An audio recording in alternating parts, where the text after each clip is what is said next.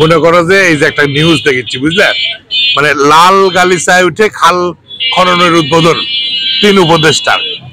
মানে লাল গালিচা এরকম একটা জিনিস মনে করো, এই উঠার লোভ আর কেউ সামলাতে পারছে না, বুঝতে পারছো? মানে যে যা লঙ্কায় সেই হয় রাবণ, মানে ভাব এরকম দাঁড়াচ্ছে। মানে উপর লেভেলে গেলে তাদের সম্মান বাড়ে, সম্মান অনুযায়ী তাকে সম্মান করাই দরকার তো, নাকি? ঠিকই আছে মনে হয় নাকি? তাহলে এই যে জিয়াউর রহমান যে কাদর মধ্যে নাইমিয়ে কোদাল দিয়ে কোবায় যে খাল খনন করলো, তখন হাজার হাজার মানুষ নিয়ে ভুল করেছিল, ঠিকই আছে, এটাই তো ঠিক। এরা শিক্ষিত মানুষ, এরা একটা লেভেল আছে এদের। এদের তো লাল গালিচার উপর দিয়ে খাল খনন উদ্বোধন করতে হবে। জিয়াউর রহমান তো একটা অশিক্ষিত মানুষ ছিল, সে সেনাবাহিনীর লোক, সে আদব কায়দা বুঝে, সে মানুষের জ্ঞান, তার মতো তার জ্ঞান কাণ্ড আছে। এরকম শিক্ষা দীক্ষা লেভেলে এরকম এইসব উপদেষ্টার লেভেলে ছিল, হ্যাঁ? তার তো কোনো জ্ঞান কাণ্ডই আসছিল না। কোথায় কোন পরিবেশে মিশতে তার জ্ঞান কাণ্ড ছিল, যার কারণে সে মনে করো যে মানুষের সাথে, সাধারণ মানুষের সাথে মিশেছে। প্যান্ট তুলে মনে করো যে নেমে গেছে খালের মধ্যে, নামে মনে সাধারণ মানুষের মধ্যে নামে মনে করো যে সেই যে খাল খনন করে যে এই যে দেশে খাল খননের একটা বিপ্লব, সবুজ বিপ্লব করেছিল। আসলে সে ছিল একটা অশিক্ষিত, সে এরকম জ্ঞান কাণ্ডহীন লোক ছিল, সে মর্যাদা নিতে পারেনি। আর এরা তো মর্যাদা পূর্ণ মানুষ, বুঝো না? এরা হচ্ছে জ্ঞানী, এরা হচ্ছে সমাজের এলিট শ্রেণীর মানুষ। এরা এখন আমাদের সম্মানিত উপদেষ্টা, আমাদের এই যে 24-এর যে ছাত্র জনতার যে রক্ত, তার উপর এরা ক্ষমতায় আসছে। তো সেই রক্তের মধ্যে ক্ষমতায় আসলে সেরকম লাল একটা গালিচা না থাকলে ভাল লাগে রে কত? এইটা তো বলে তোমরা কে যারা সমালোচনা করছো, এইসব সমালোচনাকারীদের আসলে আমি খুবই কষ্ট লাগছে সমালোচনা দেখে।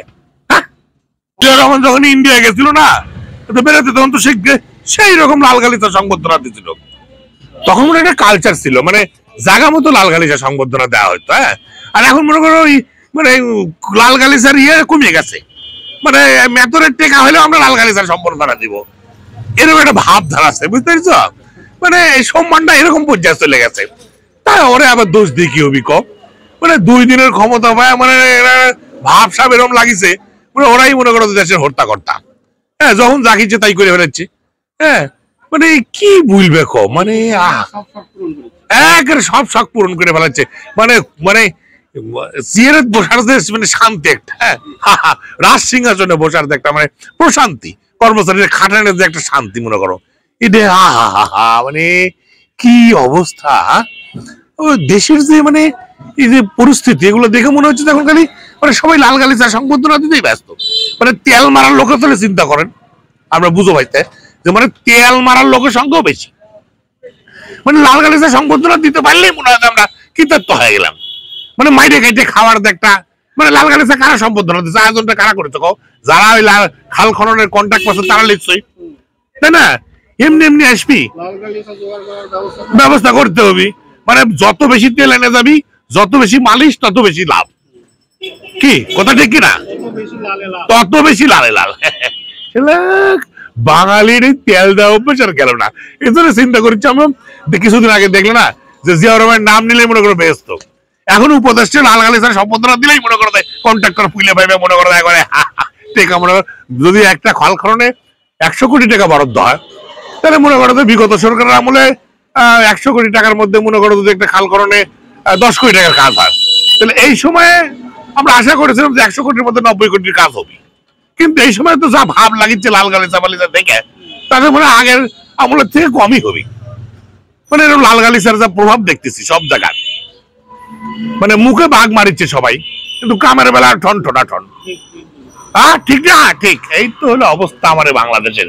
হায় রে বাবা রে, মানে কামারের কাম কামারেক দিয়ে করার লাগবে, কুমারের কাম কুমারেক দিয়ে করার লাগবে। হ্যাঁ, এখন মেথর হাতের দিয়ে যদি মনে করো তুমি ঝাড় দেয় বাদ দিয়ে নিয়ে যায়, যদি ওই অন্য কাম করো, আমি কোনো মানুষকে ছোট করছি না, মানে কর্ম দক্ষতা অনুযায়ী যার যার যে পজিশন তাকে দিতে হবে, তাই না? একজন যদি শিক্ষা দক্ষ অর্জন করে বড় হয়, তাকে সেই পর্যায়ে দিতে হবে। কিন্তু যদি একজন মনে করো, আমার কথাই ধরো, আমি ধরো যে জেলের সওয়াল আসলো, আমার পুরোপুরোটা জেলের গিরি করতো, মাছ মারতো, তারা চেষ্টা করেছে, শিক্ষিত টিক্ষিত হয়েছে। তারপরে ধরো আমার বাপ মাস্টারি করেছে, তারপরে ধরো আমিও ধরো যে আসি, তো তোমার সাথে আসি, জেলেগিরি করে নিয়ে জানি না, দক্ষতা নাই নাই, আমাকে জালেগিরি করে তো দিলে তো আর হবি না।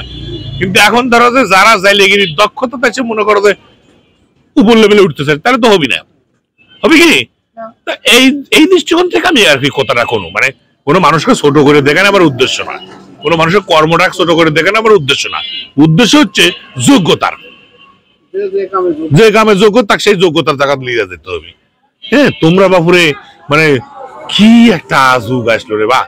হ্যাঁ, তোমরা দেশে শান্তি ফিরে নেমে কাম নাই, এদিকে কাম নেই ওদিকে কাম নেই, লাল গালিচা সংবর্ধনালে আরে গদ গদ অবস্থা, ফুলের তোরা লাল গালিচা কি সম্মান সম্মান পাচ্ছ, আরে খায়া গেতে শহীদের রক্তের উপর দিয়ে তোমরা যে এতগুলা মানুষের রক্তের উপর দিয়ে ক্ষমতা লিসাও, ফাইল্লা মারার জন্য ক্ষমতা লাওনি। হ্যাঁ, জনগণের এই টেকা জল করার জন্য ক্ষমতা লাওনি। হ্যাঁ, টেকা পানি বানাচ্ছ নাকি লাল গালিচা, মানে আমার ভাষা নাই, ভাষার কথা কইতে পারছি না। হ্যাঁ, এখন তোমরা লাল গালিচা জোগাড় করে আমারও সম্বর্ধনা দাও, আমরা সবাক সংবর্ধনা দেওয়া লাগবে লাল গালিচা, যে যেটি আছে সব। আমরা জনগণ, আমরা প্রজাতন্ত্রের জনগণ, আমরা আমার টেকা ট্যাক্স ব্যাটে তোমরা সিরাত বসে থাকো, তোমরা জনগণের সাথে ইয়ে করো না, তোমরা সার্সেল করা লাগে আর তোমার। হ্যাঁ, ঠিক আছে।